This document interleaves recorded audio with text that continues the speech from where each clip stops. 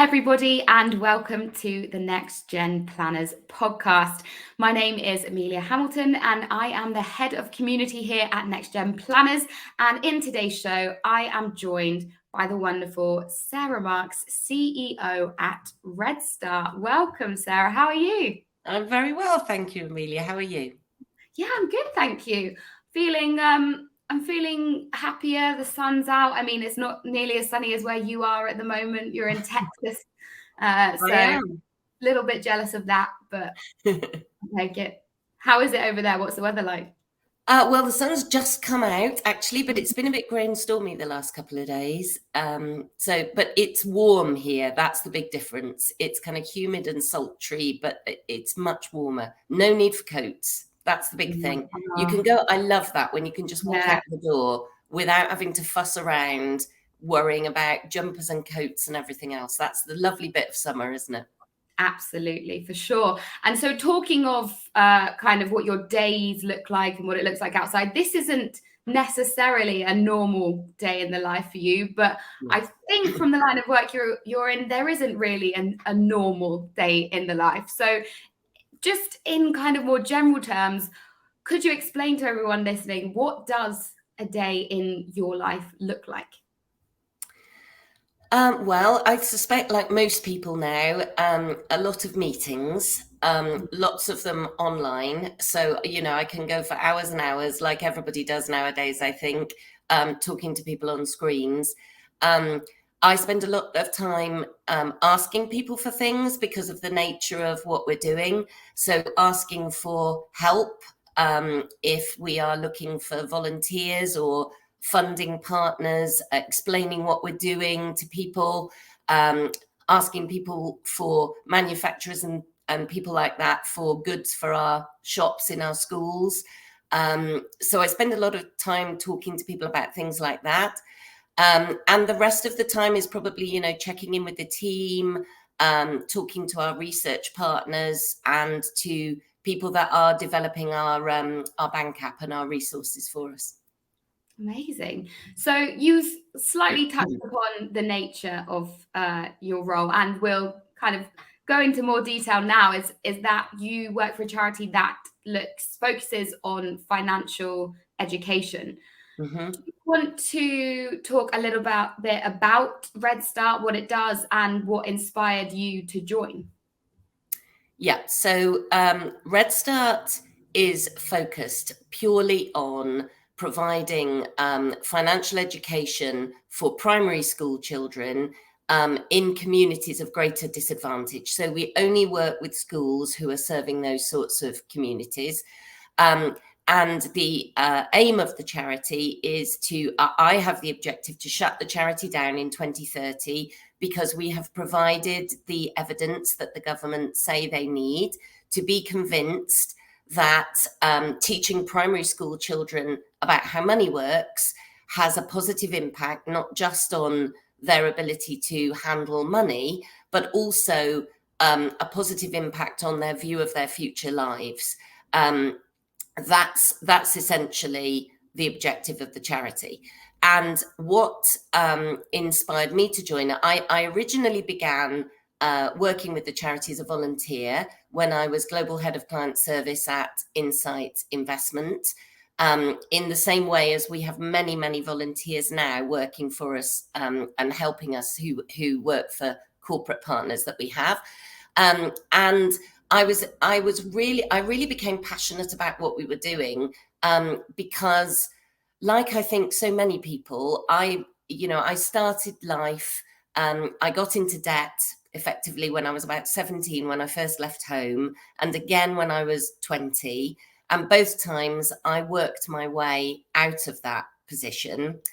And as I was very fortunate to have a reasonably well-paid career, and now I am coming towards the end of my working life, and I am increasingly conscious, I think, of the fact that had I been armed with even some basic financial skills at the outset, I suspect that the position that I'm currently in financially would be an awful lot better than it is. And even, potentially I might might have had the choice to retire by now. So I think that really made me understand and realize the importance of getting the foundations in place early.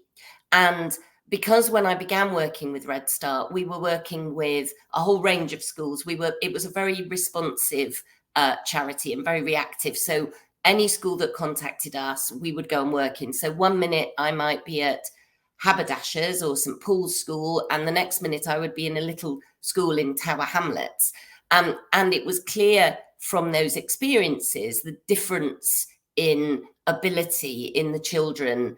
I mean, it was very obvious that the children that were in the less well-off and more deprived communities were less able in terms of both their understanding of concepts financially, and also some basic things like their capability around basic maths. And that started to really make me passionate about what was happening here, because knowing the experience that I've had in my life, I was thinking, well, you know, we're sending these children out into a world that is becoming, from a financial point of view, increasingly complex, and we're not giving them the skills to navigate it. And I feel very strongly that something needs to be done about that. The UK is a big fat fail at the moment in terms of equipping these children to become young adults who can competently manage their financial situation. And that's why I started to get more involved. So then an opportunity arose to move on to the payroll as development director, which was basically looking after the fundraising strategy. And I became the CEO in August 2 years ago. And that's the point at which as I said, originally, the charity was very reactive in terms of where it was going and what it was doing. And it was at the point when I became the CEO that I and the chair of trustees, Rodri Mason, we discussed the fact that actually this charity needed to be much more purposeful if it was actually going to achieve something meaningful. Because we were seeing lots and lots of children, and there was no doubt they were having a great time, and they definitely knew things about money at the end of the workshop that we taught them than they did at the beginning. But I was really struggling to convince myself that those one-off workshops were actually going to change the way that children behaved when they grew up. And so that's when we pivoted towards the new strategy, which is the Change the Game strategy, which we are now deploying. And it's very different to the way that RedSTART was working previously. So it's not about the numbers of children that we reach. It's not about just numbers of touch points. It's now much more it's in a much more focused way about working with this particular group of children in these particular communities in currently 5 hubs around the country. And we see the same children repeatedly from reception through to year 6, usually twice a year. We are able to track what's actually happening in terms of the impact of our work through a commission that we've arranged with the Policy Institute at King's College in London. And we also have a bank app that we put into the school, which the children use. So we're working with these children in a much more intense way. And we, within the group of 50 schools that we currently have, member schools, half of them are in the group that get this treatment. They get all of these services I've just described.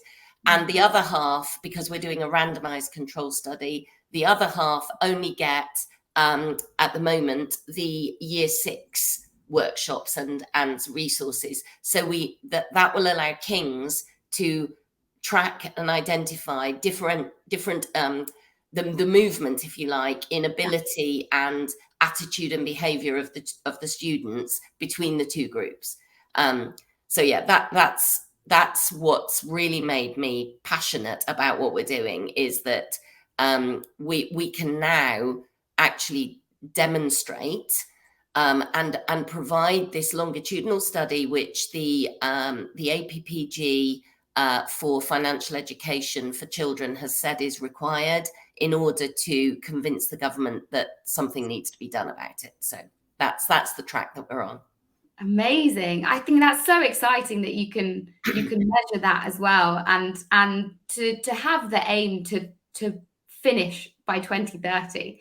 Mm-hmm. I'm not sure too many. I think that would be a dream for a lot of charities as well, wouldn't it? To be able to go, we've managed to achieve that. Is that something that's looking realistic at the moment, or is it, this, as you mentioned, increasingly complex kind of financial landscape we're in is kind of putting some roadblocks in the way? Well, we're just at the end of the first year, so this has been the first academic year for Change the Game to be used in schools. So it's still very early days. What I will say is that there are a lot of positive signs. So I've started to make contact with MPs, a targeted list of MPs, and I've had, really good feedback. A couple of meetings are coming up, this is at the very early stages, obviously, when we don't actually yet have comparative data that we can talk about. So that feels very positive. And generally speaking, I think there are very few people that I ever talk to who don't think that teaching children about how money works is a good idea.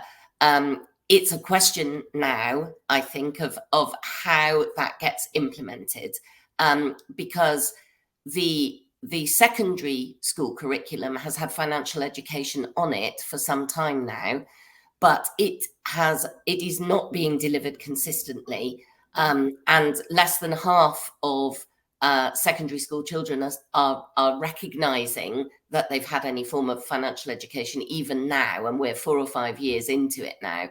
So I think what the challenge will be, and this is what we need to demonstrate, is that the way in which this is implemented is the key here. It's no good, no matter how good your resources are. Teachers are very busy people, and schools are busy, complex places, and putting good resources onto a website and telling people to go and download them and kind of figure it out, even if it is on the curriculum, the fact of life is that in a busy school environment, it just never gets done. And also, what we have found is that teachers themselves are, they're nervous about getting involved with having conversations about financial education. And so a lot of the work that we're doing with this program is not just about the delivery of the work and the outcome for the children. It's also about how you implement this in order to help and support the teachers, so that they do feel confident over time enough to take the resources on and deliver them themselves. And then it can catch light, I think. It's no good. So it's not the argument of just put it on the curriculum. It's more than that, essentially, I think. Definitely. Absolutely. I think you touched on a few kind of barriers there for making this financial education accessible and successful. Are there things that you think are making it very difficult? Are there misconceptions that people have around financial educations, and how do you dispel these myths or encourage people to engage with financial education more? Well, I think from the point of view of the teachers, a lot of them feel that they aren't experts in financial education themselves. And so, they feel, I think, uncomfortable putting themselves up as trying to teach the children how to manage their money when they're not actually following some of the basic rules themselves. And I think it's such a fascinating subject, really, because I think it's something that people are easily put off by.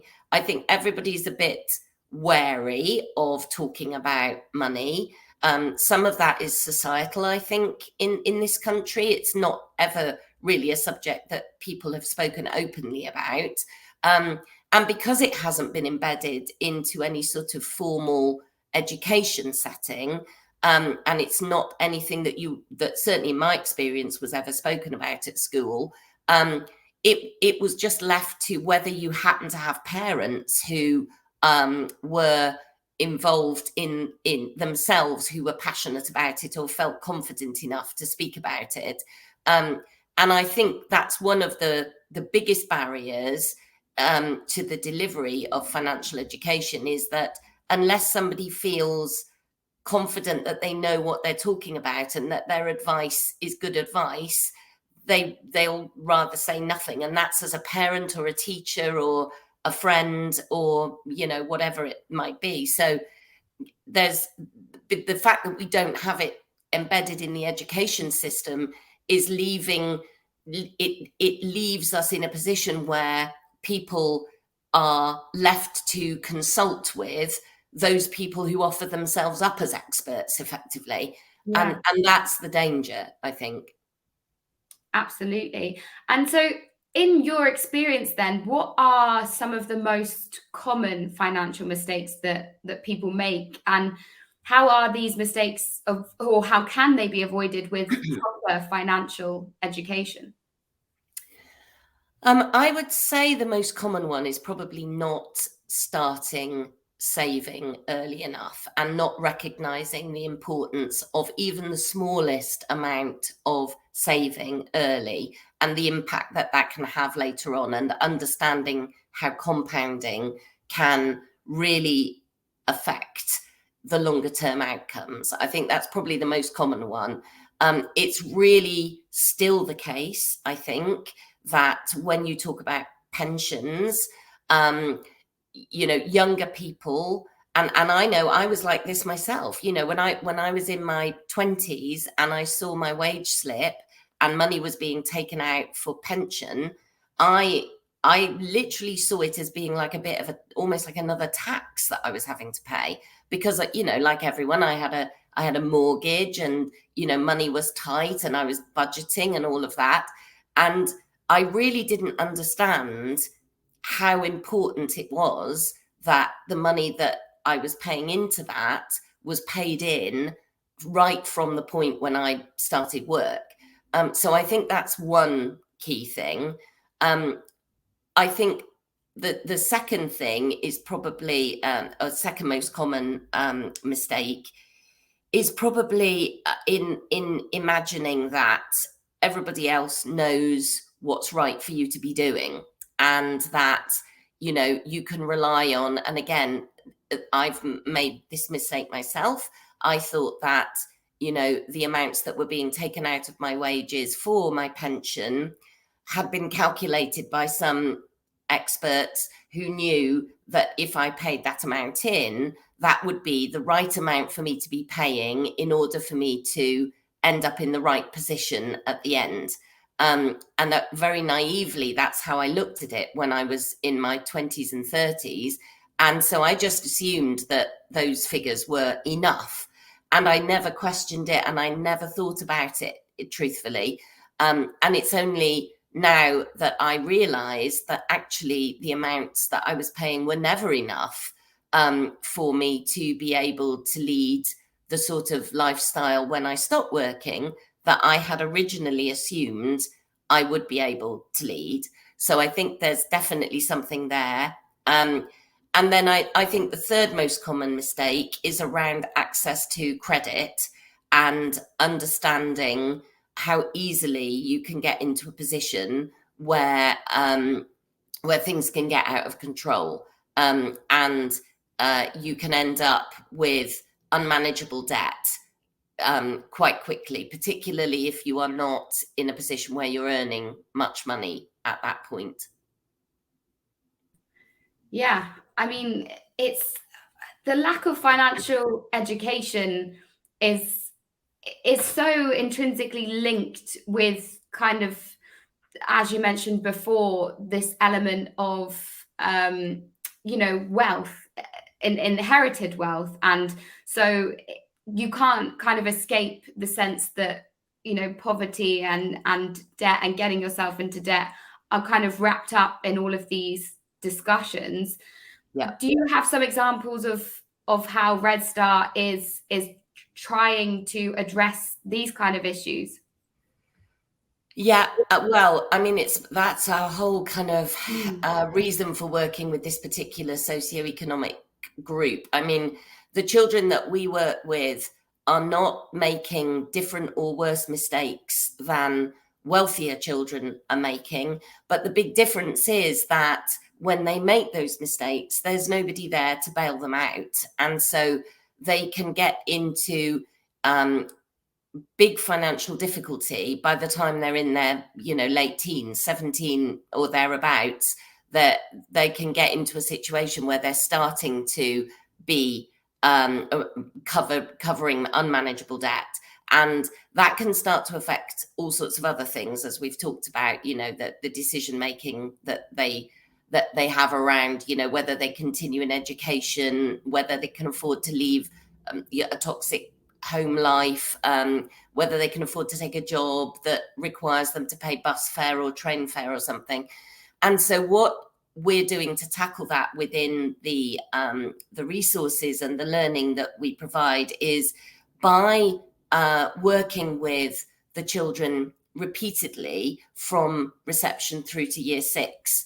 We have the opportunity to really ladder in the conversations from a very early age around the basics of good money management and contextualizing that with why it's important that they focus on and understand their basic maths, because that's their superpower. That's what's going to stop them from being able to rip them off when they're older, is that they will know what the right mathematical answer is. And if somebody tries to tell them that it's a different number, they'll know that that's wrong.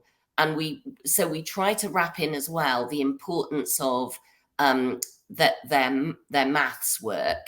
And actually, in the bank app that I talked about, we have a couple of ways that they can earn extra RedStart pounds, and one of them is by practicing basic maths, doing maths quizzes effectively, just to get them to link the maths with money and the importance of understanding it, but also to incentivize them to just practice.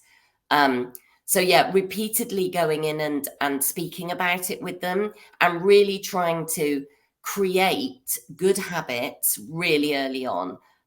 Because the University of Cambridge conducted some research that concluded that children's habits are formed by the age of 7, and that includes their financial habits. So it's much too late to start talking to them about any of this in their teens, because their relationship with money will already have started to be formed by then. So that's why we're focused on primary education.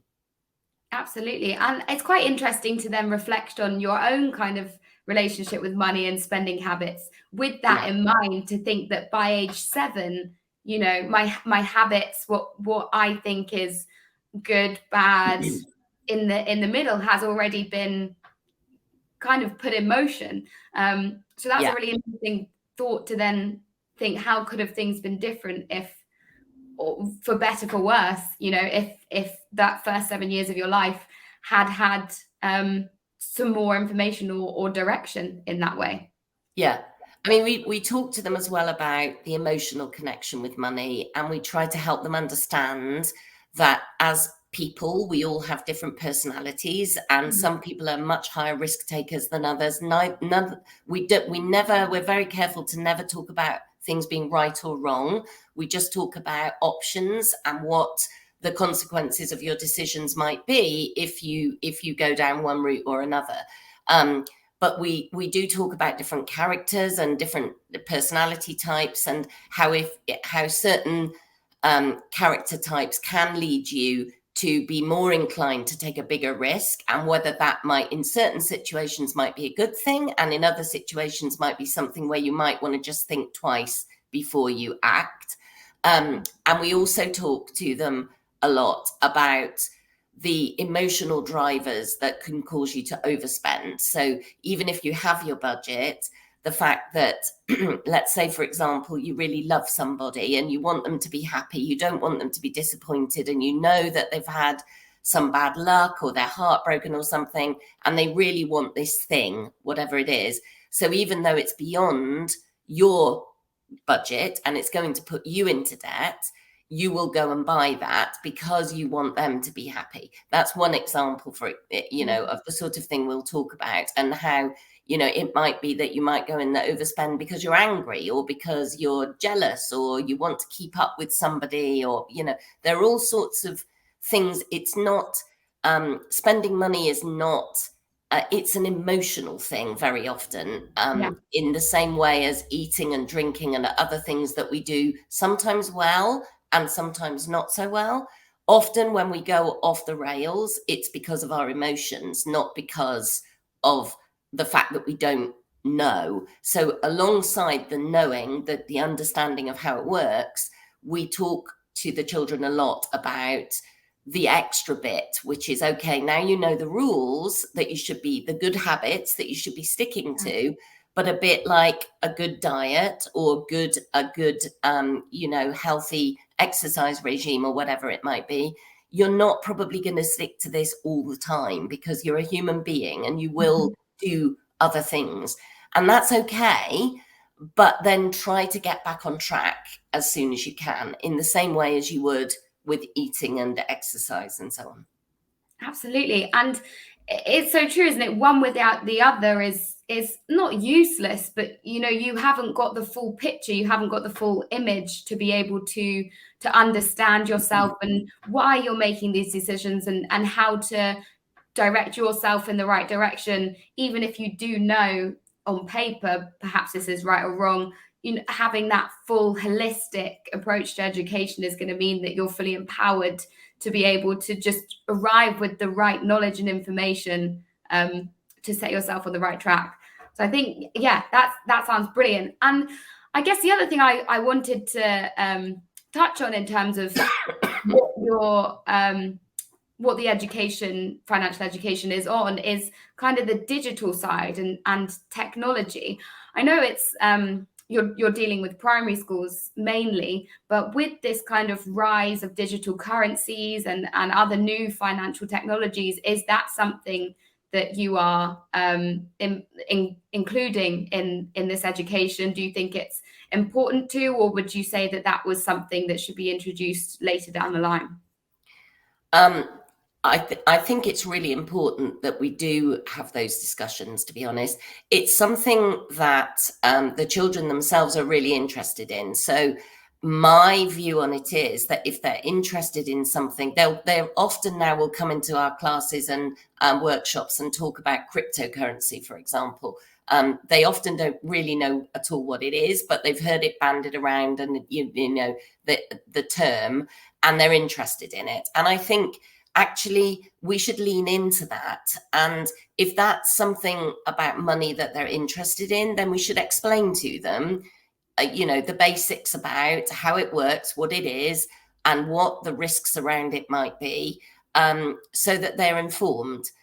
So yes, I absolutely do think that. I honestly think that the resources that we've started with in this first year are going to end up looking different every year, and I think we would probably not have done this very well if we end up with exactly the same resources in our workshops in 2 or 3 years' time as we had at the start, because the world is moving forward very quickly, and we need to stay in terms of engaging these children with, you know, the subject and why it's important, keeping in touch with what they're listening to and what they're thinking about is really important, so that they can have the right information when they get to the point where they might be making some sort of decision around it. Absolutely. And I'm so interested in the fact that, you know, primary school kids will come in talking about cryptocurrencies. Yeah. Is that, you know, where have they heard this? Is it social media, and that's their kind of view on how to make money or how to be rich? Is that the kind of Yeah. I the think it probably is social media, a lot of it. Some of them have older siblings, of course, and they talk about crypto like it's, a trendy word to use. They don't use that, as I said, they don't really know what it is, but they talk about it as being something cool and, cool to get into. I think they do. It's definitely the case that a lot of the children want to be, will say that they want to be influencers or footballers or pop stars or something along those lines, YouTubers, that kind of thing. Yeah. And so one of the things that links with the program also is we talk a lot about earning and the jobs that are available and how you can think about the world of work, and how that, ultimately you're going to end up working for a long time. And so finding something that will fund your lifestyle, but also that you can maintain over many years and learn and develop and grow as a person is a really important thing for you to think about. So that's where our corporate partners also really come in, because they come into the schools with us and volunteer within our workshops. And when the children get to year 6 in the last year, we take them to one of our corporate partner offices where we run a workshop at that office. And part of that day is also around, prior to us going there, the teacher will have spent some time with the children Googling the firm that they're going to visit.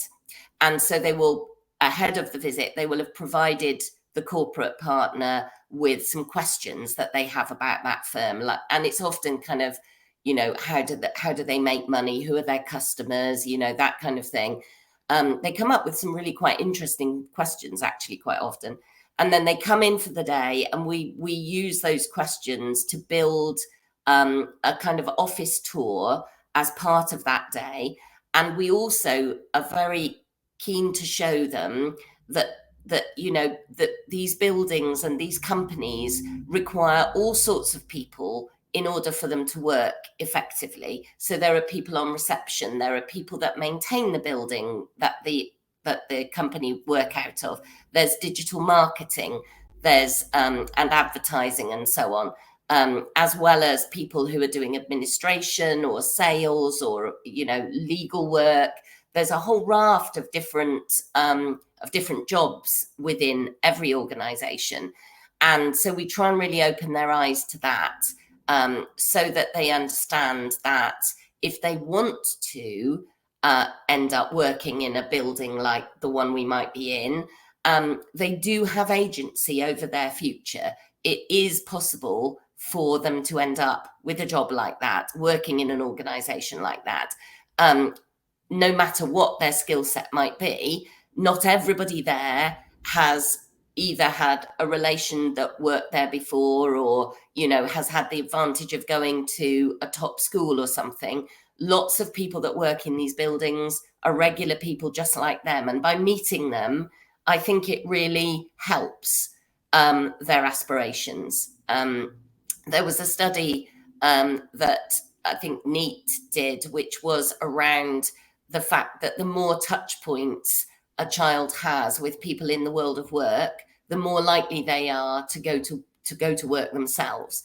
And some of our families that we're working with, there are children who are second or third generation that have never gone to work. So they just don't live in an environment where people get up and get dressed and go out of the door to work every day, or even come and open a laptop. They're just not in that world.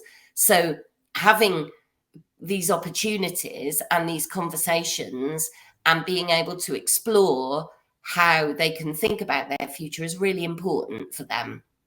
Yeah, and to have that, there's all well and good being in a classroom learning about these things, and you mentioned the app, and you can do that kind of hands-on and practical, but to be actually in a workplace and to see how it works and to have that real hands-on experience must be invaluable to that kind of education and ambition for kids. Yes, well, exactly. They love that year 6 workshop coming into the offices, wherever we take them. They always really enjoy it. They always really talk about it afterwards. And they're heading off then into secondary school with that final workshop in their minds. And the hope that we have is that that gives them something to hold on to. And, you know, you're just planting a seed that you hope might in the future keep them thinking about, you know, that was amazing, that place that we went. And, you know, I'd love to work in an office like that, and being more kind of focused on how they forge their own lives once they get out of school. Because, you know, this recent conversation that there's been about studying maths until you're 18 is all very well. But for the children we're working with, that's really, most of them have left school by the time they're 16. So, Yeah. you know, that's not going to help them. What is going to help them is understanding more about how to manage their money and what opportunities there are to earn money and how to go about it. That's going to help them a lot more, frankly. Definitely. And so for, you know, young people who are actively then wanting to educate themselves more, you know, in terms of in a financial sense, there's so many resources, maybe not even resources, but just places online that you can go and supposedly get financial education, some better than others. What do you say to young people trying to navigate that landscape about where to look, where to get good financial education, where to get you know, knowledge and that is accurate and that is relevant to them, and avoiding going down a rabbit hole of people purporting to give you the right information, but they're not. Yeah. Well, obviously we're dealing with primary age children in school, so those conversations with those children we're not talking there about, you know, connecting them with or talking about how to find a mortgage or anything at that stage, but we do talk about those kind of products.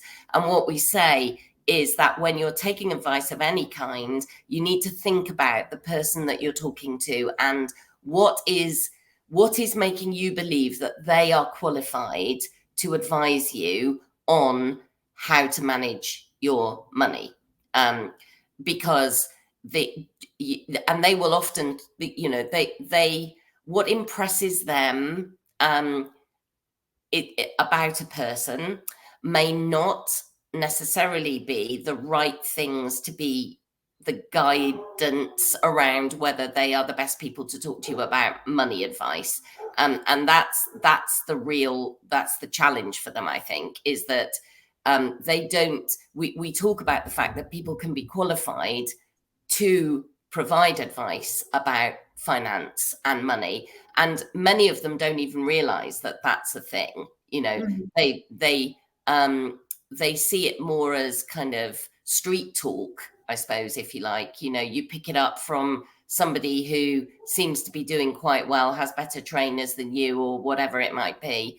That's their kind of natural approach to it. So we try to lean into the fact that if you're going to take advice, make sure that you're talking to someone who has some sort of qualification and actually can be considered a professional expert, if you like, rather than, you know, a friend or somebody up the road or whatever it might be. Unless those people obviously do also have a qualification, then that's fine. Yeah, of course. Well, I'm thinking of things like TikTok, because my sister's a primary school teacher, and the amount of time she's come in and had to deal with things that they've found on TikTok, or they found different accounts. And, you know, it's not just kids in secondary school now who are very savvy and knowing their way around these platforms, and these influencers who are saying you need to do this with this, you need to, you know, spend here or do this, and they have millions of followers and they're seemingly giving education, but it's not necessarily the right thing for a lot of people. So I think it's always just really surprised me how in such a short amount of time, kids have phones in primary school, and it's not just a phone that calls and texts. It has internet, they have social media, they have everything. So I can imagine the amount of information that they're being fed just constantly is a challenge to wade through, to be able to get to the point where you're really trying to encourage a certain thought or behavior, or just understanding about actually what your future with money looks like.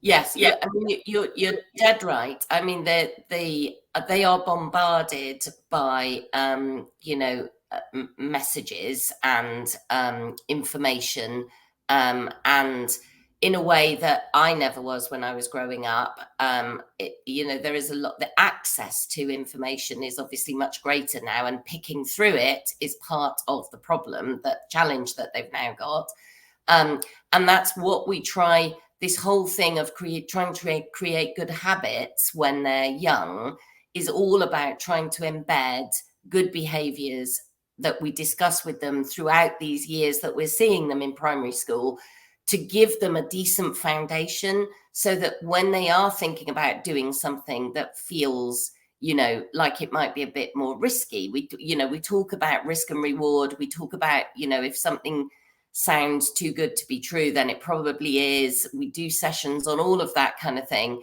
and making decisions how you choose the people that you're going to deal with, because ultimately they will have to make those decisions for themselves. What we try to do is inform them about the red flags, if you like, that might make you want to just think, well, actually, does that really sound like that's true or right? Let me just pause a minute and think about whether I want to put my money into this or give my money to this person. And you're right about the phones and all of that. I was recently in school, and one of the children, in one of the sessions that we were talking to them about, was it was all related to things that they needs and wants, and what they had recently purchased. And this one child, I don't know whether you've heard of it, they're all crazy at the moment about this drink called Prime, which is massive in the school. And this one child told me that he'd managed to buy one bottle of Prime from eBay for £12. And he was delighted with himself. And I have no idea how much they cost in Aldi or Lidl or wherever it is when they're released, but I suspect it's probably no more than £2 at the most. And so, there's also these massive sort of trends that come through, where now at the moment, the big thing is to walk around with a bottle of Prime. That's like saying something statement like about you. And they'll get the bottle, pay £12 for it, drink the drink, and then refill it with, whatever squash they're having. So it looks like they've still got their bottle of Prime. So, that kind of pressure that they're under is something that we can't address. But what we can help them to do, which is the conversation that we then had in the class with this child that I'm talking about, is, okay, how do you assess value? Did £12 feel like good value to you? And if so, why did it? Talk to them about why. And, there's an argument, which is what he was trying to say, which is that he paid £12 for that. It made him feel good that he got this thing. He walked around with it, and, his friends were very jealous of him and everything else. And he's actually done the whole thing that I just described of refilling it with squash and all that. So actually, it's, to all intents and purposes, it looks like he's got loads of bottles of Prime. Actually, he's got one that cost him £12. So, it was an interesting conversation that the whole class took part in, and it was something real and relevant. But it was about how what is value to you. And actually, again, we're very keen that we don't ever talk about things being bad or good. It's more about exploring, okay, so what was your thought process there? And do you still feel pleased that you paid £12 for your bottle of Prime? Have you had any regrets about it since? And actually at that point he didn't. He was very happy with it. So, and some of the other children were joining in and saying £12, 12, and there were that's ridiculous. But there were other ones that were saying, what, £12? Which eBay site was it? Because they thought that was a good price. So, there's having real discussions with them about decision making is a really important part of helping them to think through the behaviors that they are naturally going to be inclined towards. And we talked in that example also, what would his stop point have been? So if it had been £20, would he still have paid £20 for it, or 25 or 30, going up like that? And it did provoke a big discussion in the class about how much is a bottle of Prime worth and how much would you all be prepared to pay? And we did a whole exercise around that, generated from this discussion. So I think making it relevant, which links back a bit to what we were talking about before around the cryptocurrency and stuff, making it relevant as a conversation to the children and what they're doing in their lives and what matters to them is really important. Keeping that currency and relevance is really important for their engagement, I think. Yeah, for sure. I can imagine if you were, in a maths book, it's Simon has 2 apples, Yes. this other person has 5. You're like, you don't care. Suddenly, Simon bought a bottle of Prime on eBay, £5.99. What site? Yeah. Putting it in terms that is, I realise we sound so out of touch and old as well. Well, I do at least. Going, we do. We do. But that's what's important to them. And then I think it's great to be able to, I'm sure there was a debate there. There was passion. There was interest. It was, this is what I believe. This is what I think. And that's all you can ask for, because that's engagement. And at the end of the day, if they're engaged, then they're going to be taking something away and they're going to be learning. Yeah. And it ended up being a discussion about what is the right price or bandwidth, if you like, for most people for a bottle of Prime at the moment. What would people be prepared to pay? And it was very interesting. But that then led to us being able to talk about other things in the same way, that taking that example and saying, well, like, in life generally, you are asked to pay a price for things, and sometimes you will consider that to be an okay price to pay, and that your rationale for that is your rationale, and you've got the budget to pay it. And he had his £12. That's what he chose to spend his pocket money on, or the money he'd saved. So that's fine. That's up to him. That was his choice. Other times you'll look at the price of something and decide that's not worth the money, and you don't want to spend that much on one thing, and you would rather wait, or you would rather buy some smaller items or whatever. So it did provoke a really healthy and helpful discussion around, again, your emotional connection with money, and also assessing value and how to work out what's good value and what isn't. For sure. So looking ahead more broadly, then, you've kind of indicated that the type of education that you're delivering in schools is going to be changing, and the contents will be constantly updating. Where do you see the future for RedSTART and financial education more broadly? How do you see that evolving in the coming years?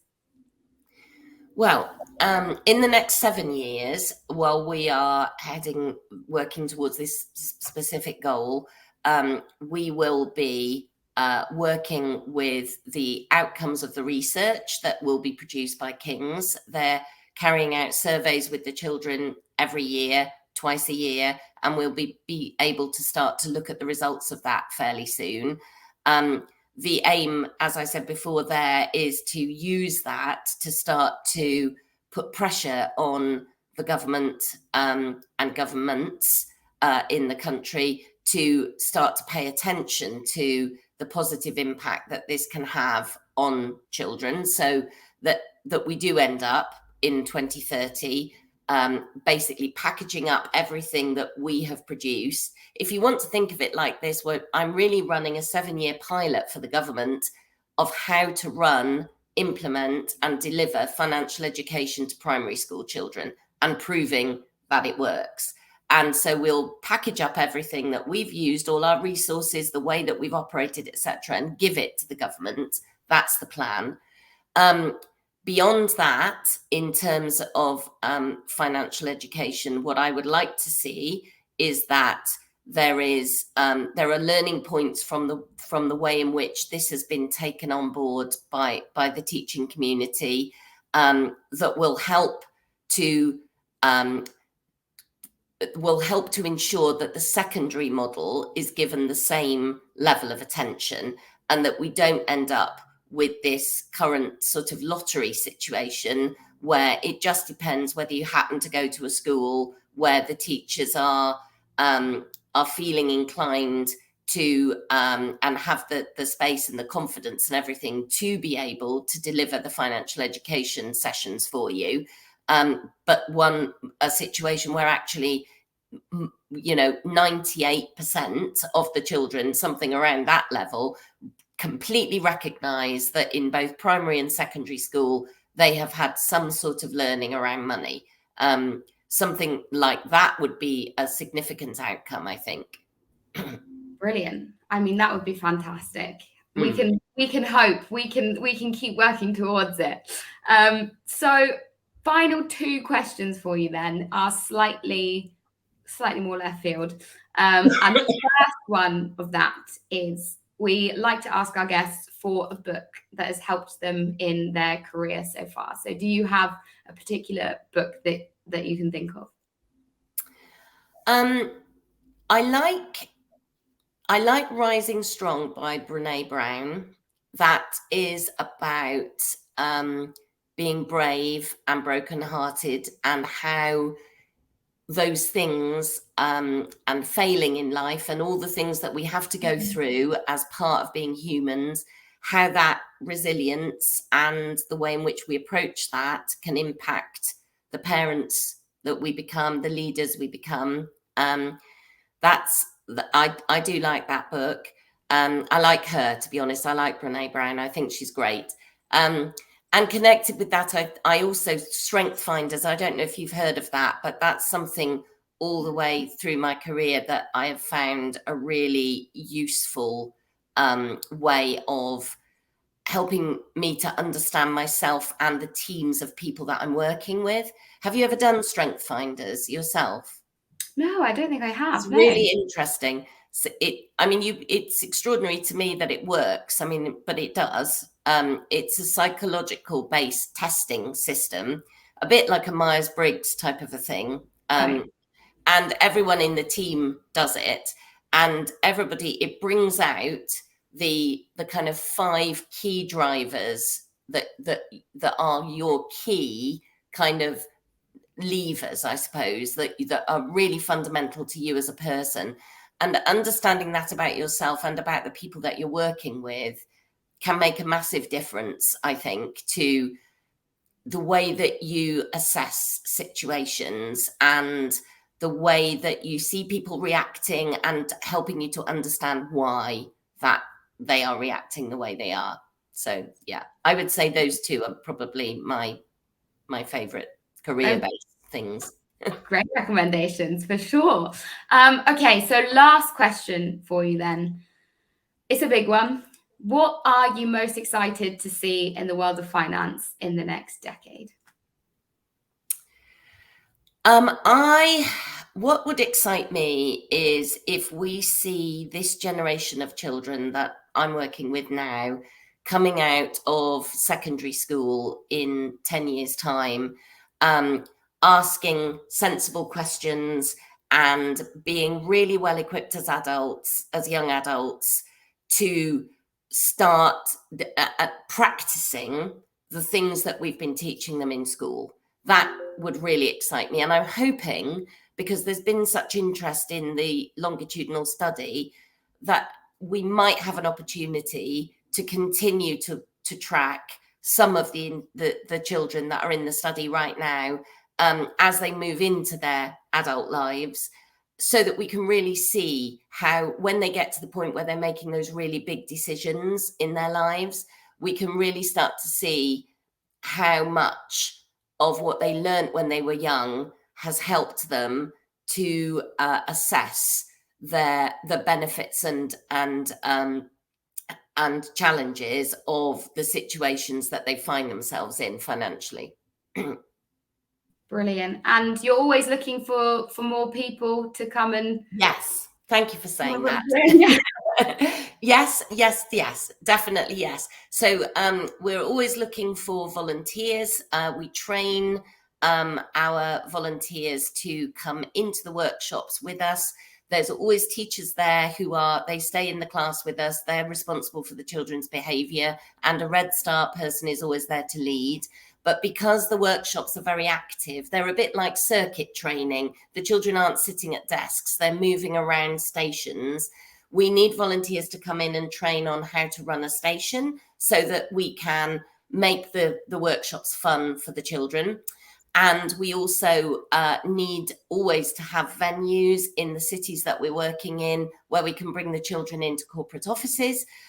So always happy to hear about anybody who'd be willing to help with that. And on top of that, I am always keen to find other long-term corporate partners from the point of view of becoming a funder. So yes, if anybody's interested in any of those things, please get in touch. We'd love to hear from you. Brilliant. Well, that's been a fantastic conversation. I've really enjoyed talking with you. So thank you so much for joining me. Nice to speak to you. Thank you for inviting me, Amelia. I've enjoyed it too. Thank you. Thank you very much. Great. Well, that was Sarah Marks on the NextGen Planners podcast. If you enjoyed this podcast, then please do share it on all social media platforms. You can listen to past and future episodes on Spotify, Apple Podcasts, Google Podcasts, and on our website, which is nextgenplanners.co.uk. On that website, you can also find lots more information about our brilliant community. And finally, if you can, do leave us a review. It does help to grow the podcast so we can get out to even more people. Thank you very much.